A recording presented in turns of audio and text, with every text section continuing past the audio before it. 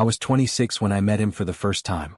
At the time, I genuinely believed my life had settled into something predictable. Not unhappy. Not exciting either. Just steady in a way that didn't ask much of me anymore. I had a stable job, routines I could move through without thinking, and a city that no longer felt unfamiliar but never quite felt like it belonged to me either.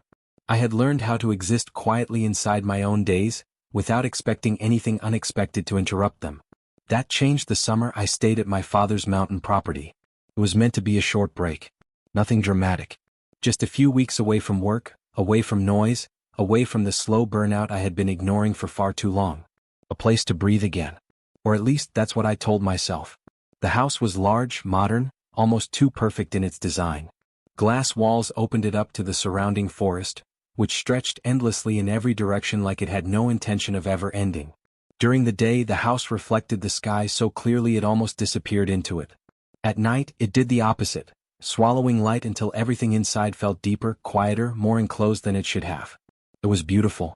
But there was something isolating about it too, something I couldn't quite name at the time. That afternoon, I had gone for a swim in the outdoor pool. The water was cold enough to make me hesitate the moment I entered, sharp against my skin, but once I pushed through it, it became strangely calming. I stayed in longer than I intended, letting the silence of the place wrap around me until I lost track of time completely. When I finally climbed out, the air hit me harder than expected. Cooler. Sharper. It clung to my wet skin as I walked barefoot back inside, dripping water onto the smooth floor. I was drying my hair with a towel when I heard the front door open. I stopped instantly. Not out of fear. More out of instinct, because I wasn't expecting anyone. A voice called from the entrance. Hello. It was calm. Controlled. Measured in a way that made it sound familiar, even though I couldn't place it right away. I stepped out into the hallway. And that was when I saw him. He was standing just inside the doorway as if he had paused the moment he entered, waiting for the house to respond to him. He didn't look like someone who ever felt out of place anywhere. Well-dressed, composed, carrying himself with a quiet confidence that didn't need attention but somehow always received it anyway. His dark hair was slightly softened with age, not young, not old, somewhere in between where experience starts to settle into a person's presence. There was a steadiness in the way he stood, like nothing in the world was ever entirely unfamiliar to him. And when his eyes lifted to me, it felt like he noticed everything at once. I suddenly became aware of the towel in my hands. The dampness still in my hair. The fact that I was standing there barefoot in a quiet house, unprepared for company. Sorry, I said quickly. I didn't know anyone was coming today. His gaze stayed on me for a moment longer than necessary. Not in a way that felt intrusive. Just attentive. Then he smiled slightly. Polite, controlled, but not distant. I hope I'm not interrupting, he said. There was something careful in his voice, like he was adjusting himself to the space he had just entered. I'm Elias, he added. I'm staying at the property nearby for a few days. I think your father mentioned I could stop by if I needed anything. I nodded slowly, trying to place him in my memory. Right? I don't think he said much about it. That sounds like him, Elias replied with a faint, knowing ease. A pause followed after that. Not awkward. Just present. Like neither of us felt the need to rush through it. And in that silence, I became aware of things I hadn't noticed at first. The faint scent of rain still on him, as if he had just come through a forest after a storm. The way he didn't seem in any hurry to leave. The strange stillness in the air, as though the house itself had slowed down slightly to accommodate him. I was just heading out to the lake path, I said eventually. He nodded. Then I won't keep you.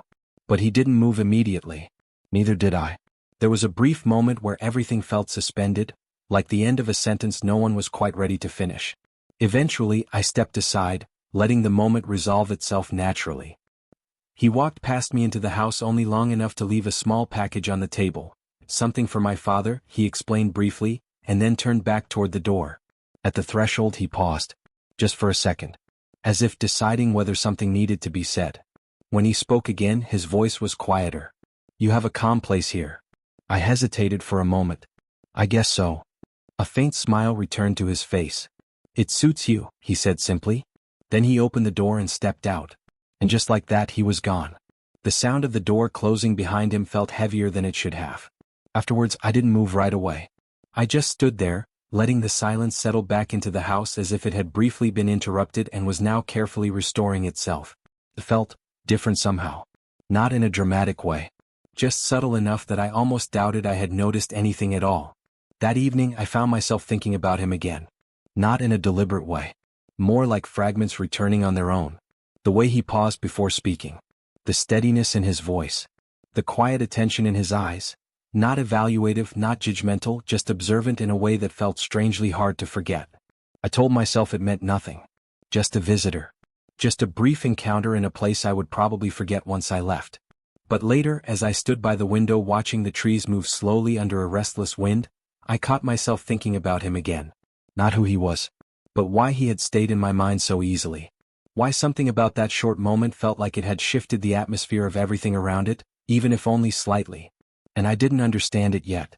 But somewhere deep down, I had a quiet feeling I couldn't explain. That this wasn't just a passing encounter. It was the beginning of something I wouldn't be able to ignore.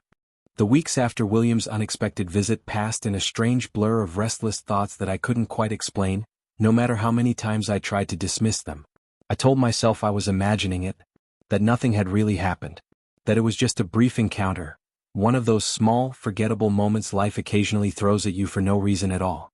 But my mind didn't cooperate. It kept returning to fragments I didn't choose to remember. The way he looked at me for just a second too long. The quiet, measured tone of his voice. The strange impression that he noticed more than he ever said out loud.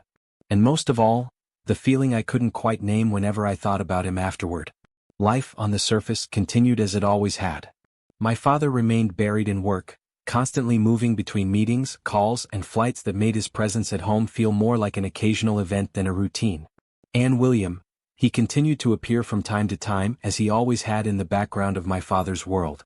Dinners, business gatherings, charity events where people dressed beautifully and spoke carefully. Nothing outwardly changed. And yet something inside me refused to stay the same. It was subtle at first. Almost easy to ignore. The kind of change you only notice when you realize you've already been changed for a while. Once I became aware of it, though, I couldn't stop noticing it anymore. At a charity dinner in early autumn, I found myself seated across from William for nearly 2 hours. The restaurant overlooked the harbor, and through its enormous glass windows, the water reflected thousands of scattered lights from the city, shimmering, shifting like fragments of a world that never quite settled into stillness. There were speeches happening. Laughter. The soft clinking of glasses. But I barely heard any of it. My attention kept drifting away from the table, away from the room, away from everything I was supposed to be focusing on. And toward him. William sat with the same composed ease I remembered. Quiet confidence that didn't demand attention but always seemed to receive it anyway. He listened more than he spoke, nodding occasionally, smiling at the right moments, never once appearing rushed or unsettled by anything around him. Even the way he held his glass felt deliberate without being forced. And then there were the small things I shouldn't have noticed but did anyway. The faint silver at his temples catching the warm light. The steady rhythm of his presence in a room full of noise. The way he seemed slightly removed from everything, as if observing rather than participating. At some point during the evening, his gaze lifted. And met mine. It wasn't dramatic. No sudden tension. No obvious shift in the room. Just a moment of quiet recognition across distance. Neither of us looked away immediately. And in that small, suspended second, I felt something I couldn't explain rise in my chest. Not loud. Not overwhelming. Just warm. Unexpected. And unsettling in a way I didn't yet have words for. I broke the connection first, forcing my attention back to my glass, but the feeling didn't leave. It stayed with me for the rest of the night. And long after I returned home. A few days later, my father called me into the kitchen while I was eating breakfast. He didn't sit down immediately, which already told me this wasn't going to be a casual conversation. "I need a favor," he said. I looked up slowly. That sentence had never once meant anything simple in my life. "What kind of favor?" I asked. He exhaled lightly, rubbing the side of his hand against his palm as if organizing his thoughts. "The cabin trip," he said. And immediately I understood. Every year, my father spent several days at a mountain property he co-owned with business partners. It was remote, almost unreachable in the way modern life rarely allowed anymore. A place built into the forest itself. Surrounded by towering pines that never seemed to end. A lake so still it looked like glass when the wind wasn't moving. No neighbors. No noise. No interruptions. Just silence. "You still wanted to go, right?" he asked. "Of course," I said quickly. He nodded, but the expression on his face already carried the weight of what was coming next. I have a situation overseas. I didn't need more explanation. A major client. A last-minute emergency. Another cancellation of something he had promised to attend. My reaction must have shown because he added quickly, almost as if trying to soften it. You won't be alone. That caught my attention immediately. I frowned slightly. What do you mean? He looked up briefly as if it were obvious. William is going. The spoon in my hand stopped halfway to my mouth. For a second I didn't respond. Not because I didn't understand, but because something in me reacted before I had time to process it properly. My father continued, unaware of the shift in my expression. He was planning to spend a few days there anyway. You'll have company, William. The name echoed in my mind longer than it should have. A strange mix of familiarity and something else I refused to define properly rose inside me. My father smiled faintly, almost reassuringly. I trust him completely. That sentence should have been simple. Ordinary. Meaningless. But for reasons I couldn't explain at the time, it settled inside me differently. Heavier than it should have. Trust. At the time I thought nothing of it. Now I understand it was never just a word in that moment. It was the beginning of something neither of us had fully recognized yet. 3 days later, I stood outside the house with a travel bag resting at my feet. The air that morning felt different, cooler, heavier, as if the weather itself was waiting for something to happen. Dark clouds gathered far on the horizon, slow-moving and distant, like a storm deciding whether or not to arrive. And then William's black SUV rolled into the driveway. Smooth, quiet, certain. When he stepped out, dressed in a charcoal coat and dark jeans, something in my chest tightened in a way I immediately tried to ignore. Ridiculous, I told myself. Absolutely ridiculous. And yet it was still there. That same awareness. That same strange pull I hadn't been able to explain since the first time we met. Ready? He asked. His voice was calm, steady, as if nothing about the moment carried any weight at all. I nodded. Ready. For a brief second, his eyes lingered on me. Something subtle shifted in his expression, so slight it almost could have been imagined. Then he smiled. Good. The drive began quietly. The city slowly faded behind us, replaced by long stretches of highway that cut through open land and rolling hills. At first, the conversation stayed light.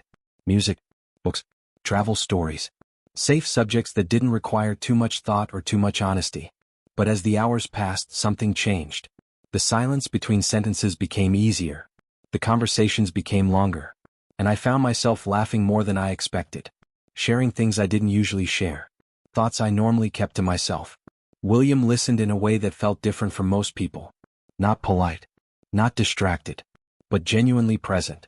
Like every word mattered. And that, more than anything, made the entire drive feel strangely easy. Comfortable. Almost too comfortable. By late afternoon, the landscape had transformed completely. The forest closed in around us, tall evergreens lining both sides of the road like silent witnesses. The sky darkened slightly overhead, though the sun had not fully disappeared. It felt like the world was narrowing. Like everything beyond this road no longer existed. Only the car. Only the forest. Only the two of us moving deeper into something unknown. When the cabin finally came into view, I felt my breath catch without meaning to. It was even more beautiful than I expected. Massive stone architecture blended into the landscape, as if it had grown out of the forest rather than been built within it. Floor-to-ceiling windows reflected the sky and trees like shifting mirrors. A wide deck stretched toward a silver lake that shimmered faintly in the distance. Everything about it felt isolated, protected, completely removed from the rest of the world. William parked the car and stepped out. For a moment, neither of us moved. We just stood there in silence, listening. No traffic, no voices, no reminders of anywhere else. Only wind moving through the trees. It feels different out here, I said quietly. It does, he replied. His voice was softer now, more thoughtful. I looked toward the lake, toward the endless forest surrounding us in every direction. And a strange feeling settled inside me. Not fear. Not excitement. Something in between. Like I had stepped into a space that didn't fully belong to the version of my life I understood. As if something had already begun shifting, quietly, invisibly, without asking for permission. Behind us, far in the distance, thunder rolled faintly across the sky. The storm was still far away. At least that's what it seemed like then. Neither of us knew yet just how close it was already becoming. The first day at the cabin settled into something I didn't expect. I had imagined awkwardness. Silences that stretched too long. Moments where I wouldn't know where to look or what to say, or how to exist in the same space as him without overthinking every breath I took. But none of that happened. Instead, everything felt easy. Too easy. And that was what made it dangerous. It felt like the cabin itself had been designed to erase distance between people. The kind of place where silence didn't feel empty but intentional. Where the world outside seemed to lose its grip on you the moment you stepped inside. By evening, the enormous stone fireplace was glowing warmly, casting soft amber light across the living room. Outside, rain tapped gently against the tall glass windows that overlooked the lake, each drop tracing slow paths down the surface like time itself was slipping away. The scent of burning cedarwood filled the air, mixing with the faint smell of wet earth drifting in from the forest. Beyond the glass walls, the trees stretched endlessly into darkness. But inside everything felt smaller, quieter, closer. William was in the kitchen when I walked in, cooking. Or at least preparing something with the kind of calm precision that made it look effortless. I sat at the kitchen island with my phone in my hands, pretending to scroll through messages I wasn't actually reading. In reality, I kept watching him. The way he moved. Unhurried. Controlled. Like nothing in the world had ever forced him to rush. There was something grounding about it. And something I didn't want to admit I was paying attention to more than I should have been. At some point, I realized he had stopped moving. I looked up. He was watching me. A faint, knowing expression on his face. My stomach tightened immediately. What? I asked too quickly. A small smile formed on his lips. You've done that 3 times already. My brows furrowed. Done what? Looked at me, he said calmly, and then pretended you weren't. Heat rushed into my face before I could stop it. I wasn't staring. His smile deepened slightly. You absolutely were. That made me laugh despite myself. A short, breathless sound I didn't expect to come out so easily. For a moment, neither of us spoke. And somehow, the silence that followed wasn't uncomfortable. It changed. Shifted. Like something subtle had clicked into place between us without either of us acknowledging it out loud. And that realization, that quiet awareness, made my chest tighten in a way I didn't fully understand yet. Because beneath the embarrassment, beneath the denial, beneath everything I was supposed to feel, there was something else. Something far more unsettling. I didn't want the moment to end. The thought arrived suddenly. Uninvited. And once it was there, I couldn't push it away. We had dinner later in the same calm rhythm as if nothing had changed. As if I hadn't just discovered something I wasn't ready to name. But I felt it. Every second. Every glance. Every pause between words. And even long after I excused myself and went upstairs to my room, it stayed with me. Like a quiet echo I couldn't shut off. That night, the rain grew heavier. The wind stronger. The windows rattled softly as branches brushed against the glass, scraping faintly in the dark. Sleep didn't come easily. My thoughts refused to slow down. And every time I closed my eyes, I saw fragments of him instead. His voice. His expression when he smiled. The steady calm in his gaze that somehow felt more noticeable now than before. Hours passed like that. Until I finally gave up. Around midnight, I got out of bed and sat by the window. The glass was cold beneath my fingertips. Outside, the lake had disappeared completely into darkness. No reflection. No horizon. Just black water swallowed by night. Then suddenly, lightning split the sky. For a brief second, everything was revealed in sharp silver light. The forest, the lake, the rain falling in thick sheets. And then it was gone again. The storm was closer now. I could feel it. Not just in the weather. But in the air itself. In the way everything felt tighter. More charged. More uncertain. And I couldn't explain why, but I felt restless in a way that had nothing to do with the storm outside. Something else was building. Something I couldn't name yet. The next morning confirmed it. The rain didn't stop. It only grew heavier. By afternoon, the storm had fully arrived. Thunder rolled constantly through the mountains like something alive moving just beyond sight. The lake below the cabin had turned restless, its surface breaking into sharp waves that crashed against the shore. The forest swayed violently, trees bending under the pressure of wind that never seemed to ease. The cabin, once peaceful, now felt sealed off from the world completely, like we had been placed inside it and forgotten. By evening, the electricity flickered twice. The second time, it didn't return immediately. The entire cabin fell into darkness for several minutes. Only the fireplace remained, throwing long, shifting shadows across the walls. We sat in the living room without speaking, the fire between us crackling softly, the storm outside filling every silence that we didn't. William was staring into the flames. So quiet, but different somehow. Like something was weighing on him that he hadn't yet decided to speak about. I noticed it more than once. Finally, I couldn't hold it in anymore. "You've been distracted all day," I said quietly. His eyes shifted toward me. Slow. Measured. For a moment I thought he might avoid the question. But he didn't. He nodded slightly. "Maybe." The honesty in that single word made the silence feel heavier. "Is something wrong?" I asked. The question lingered between us longer than I expected. Outside, thunder cracked loudly enough to shake the windows. Inside, he didn't answer immediately. When he finally spoke, his voice was quieter than before.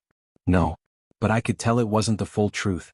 I saw it in the tension in his jaw, in the way he looked away for half a second too long. And I knew he saw that I noticed. Neither of us pushed further. We just let the silence stay there between us. Unresolved. Unspoken. Like something waiting. That night, after we both went to our separate rooms, I lay awake listening to the storm rage outside. The cabin creaked softly around me, every sound magnified by the darkness. Wind howled through the trees like something searching. And deep inside me something tightened. Not fear. Not quite anticipation either. Something in between. Something I couldn't explain no matter how long I tried to name it. Because I could feel it now. Very clearly. Something was changing. And whatever it was becoming, it wasn't going to stay hidden much longer. Outside, the storm had fully arrived. But somewhere inside me, I knew the truth was simpler than that. The real storm was still building.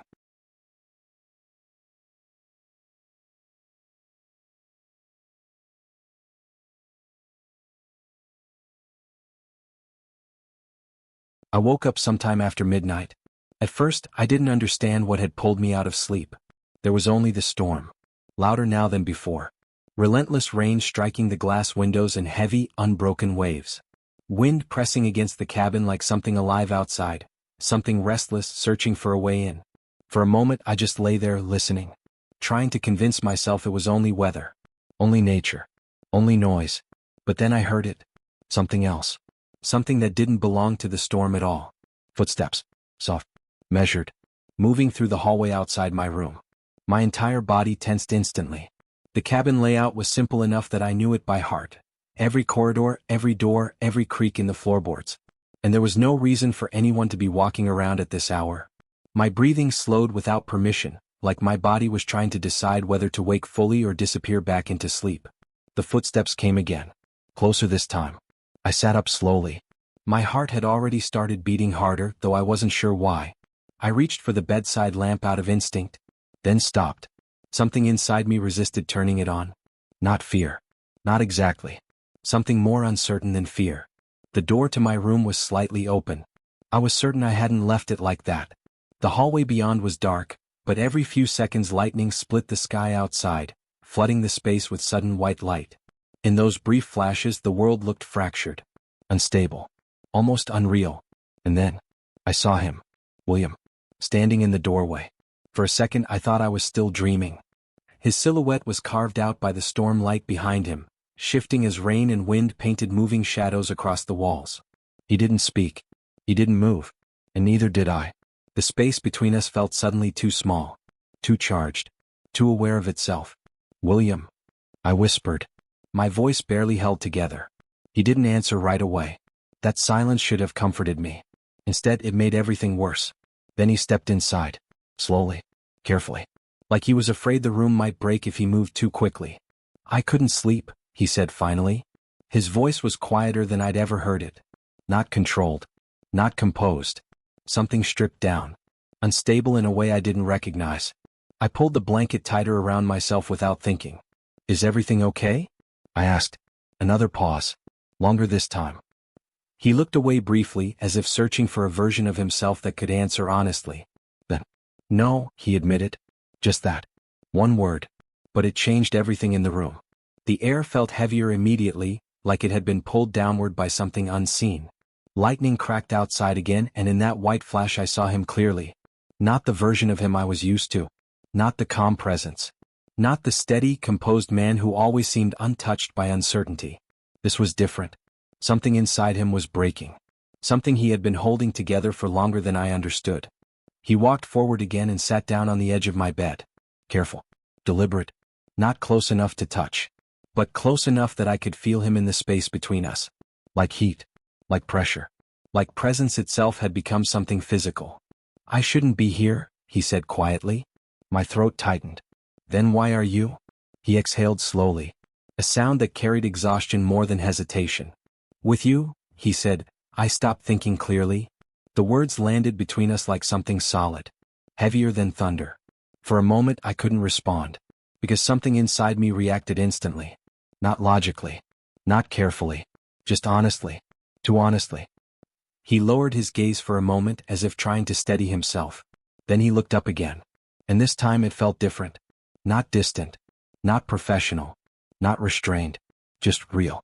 Like I was seeing him without anything between us for the first time. "I've tried to ignore it," he said quietly, "for a long time." My pulse quickened. I knew I should stop this.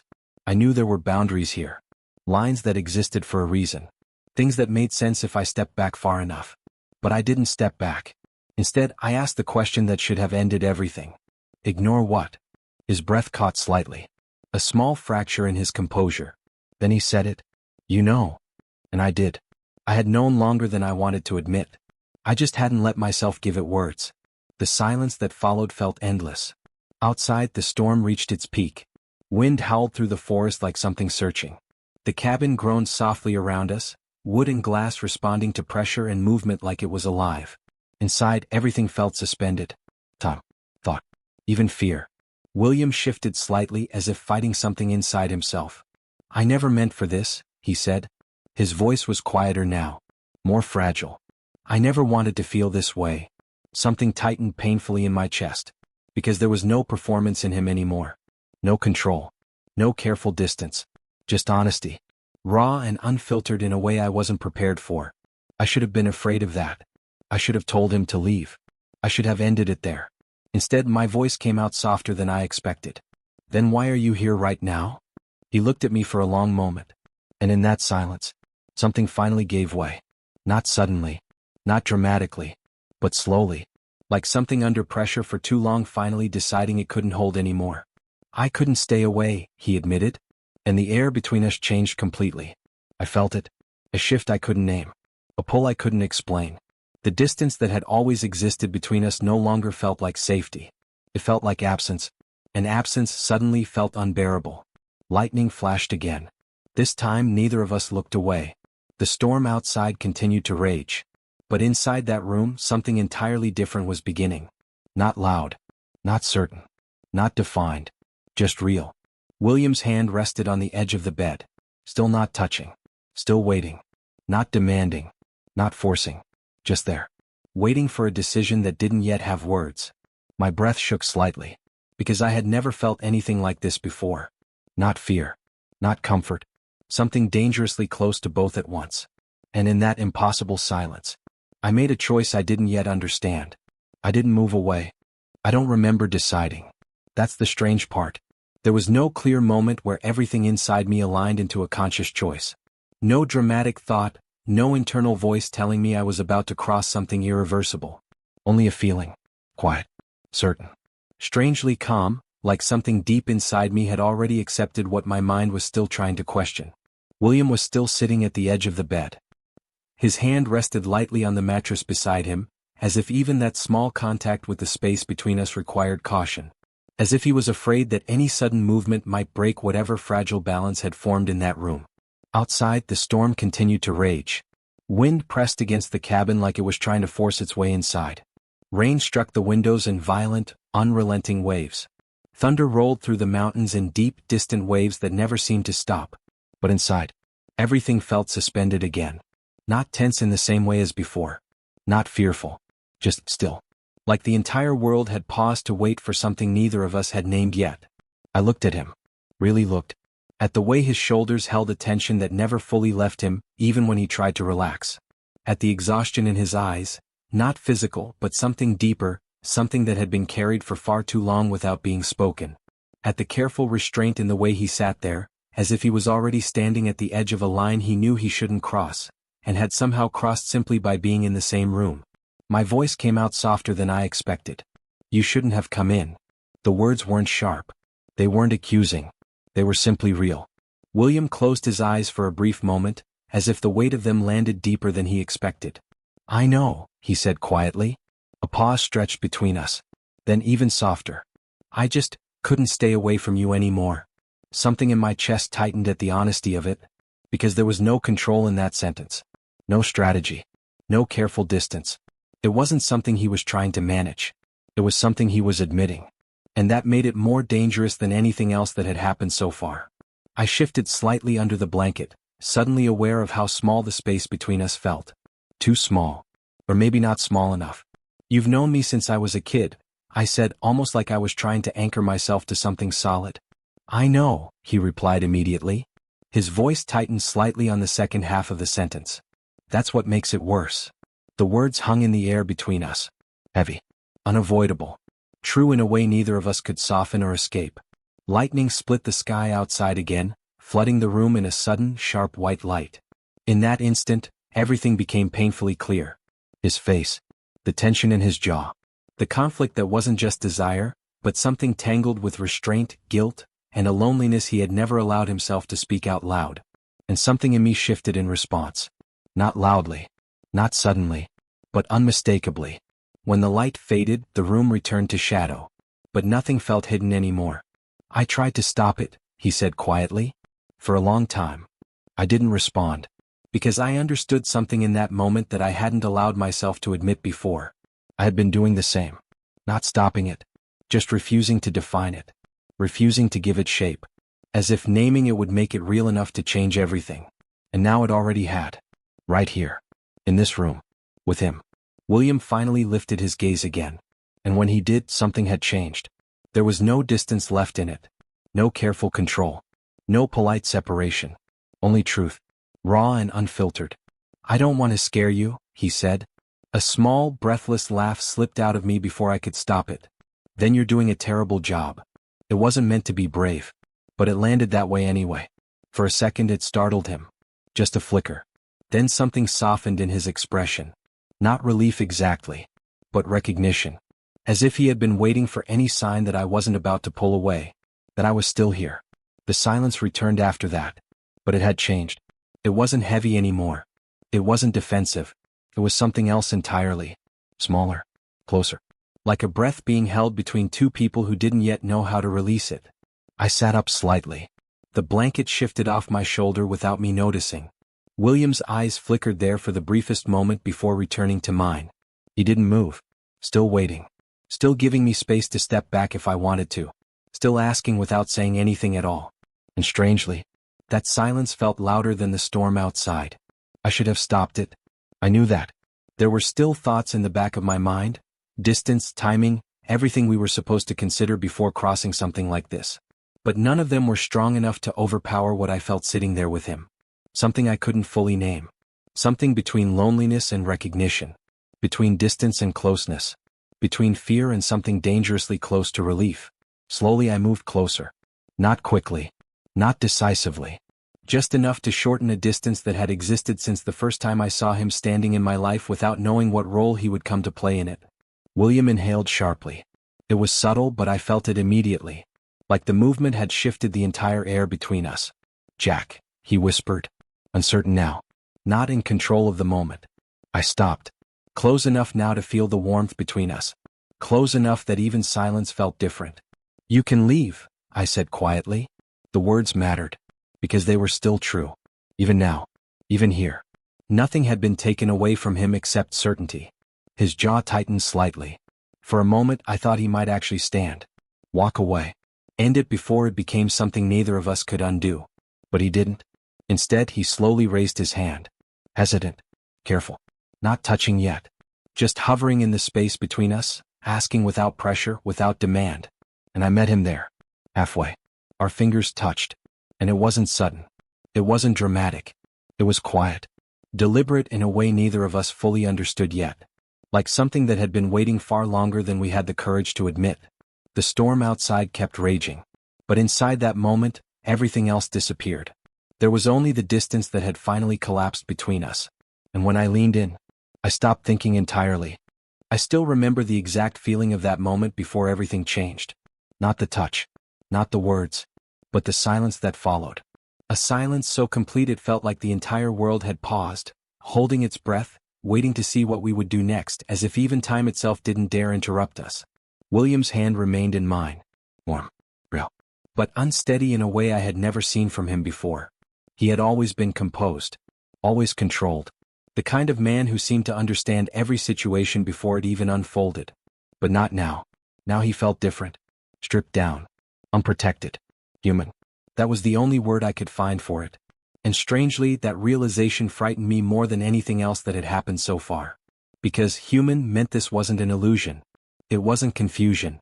It wasn't something that could be dismissed in the morning light. It meant it was real enough to matter. And real enough to lose. If we ever stepped away from it. His thumb moved gently over my knuckles, hesitant, as though he was still asking a question he didn't have the courage to speak aloud. I didn't pull away. That was my answer. Outside, the storm cracked violently against the world, shaking the windows again with a deep, trembling force. But neither of us looked toward it anymore. The storm outside had become irrelevant. William exhaled slowly. And in that breath, I heard something I wasn't prepared for. Not relief. Not control. Something like breaking open. I don't want this to be wrong for you, he said quietly. His voice was no longer distant.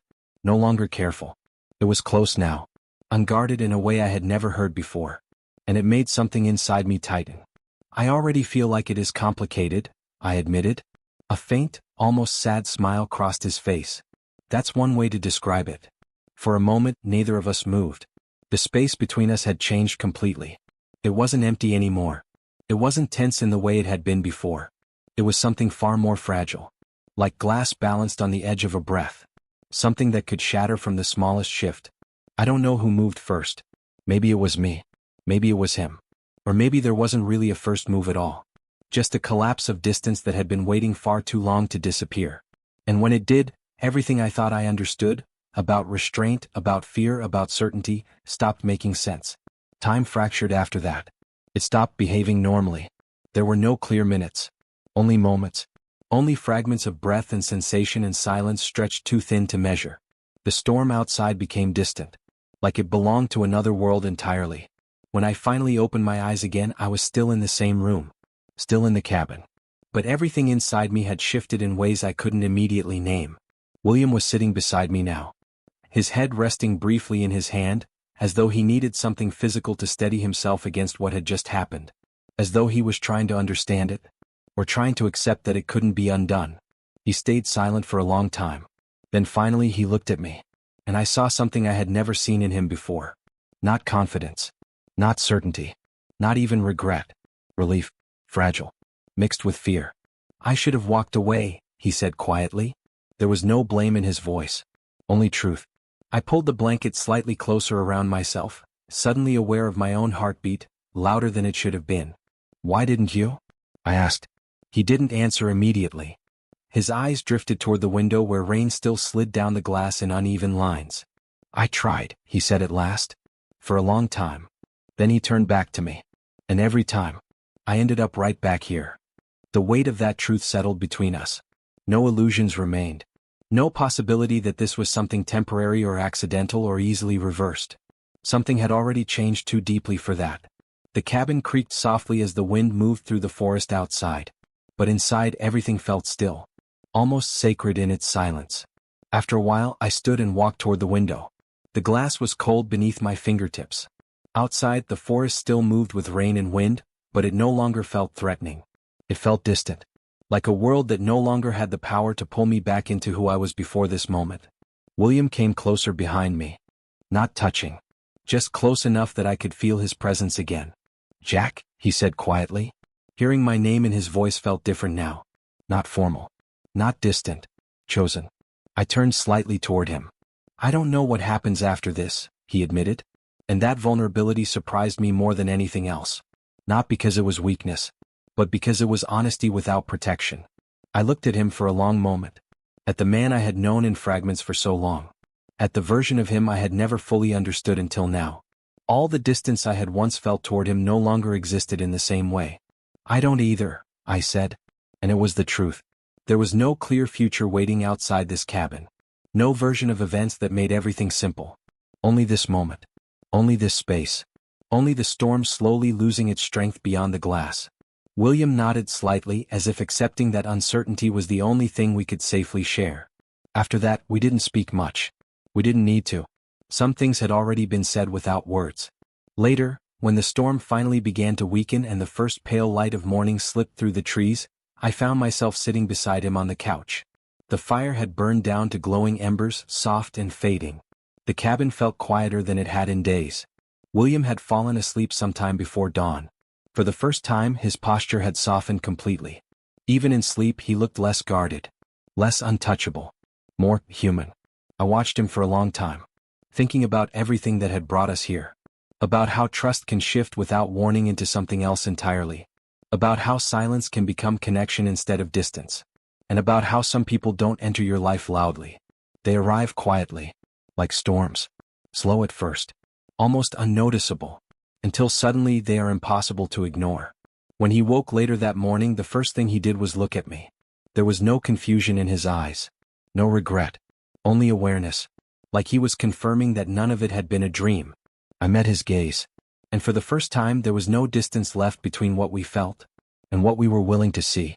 Outside, the storm had finally passed. The forest stood still, washed clean beneath pale morning light. Inside the cabin, everything was different, irreversibly so. We didn't know what this would become. We didn't have names for it yet. But as I sat there beside him, I understood something quietly and completely. Whatever we had crossed that night had already become part of us. And there was no going back.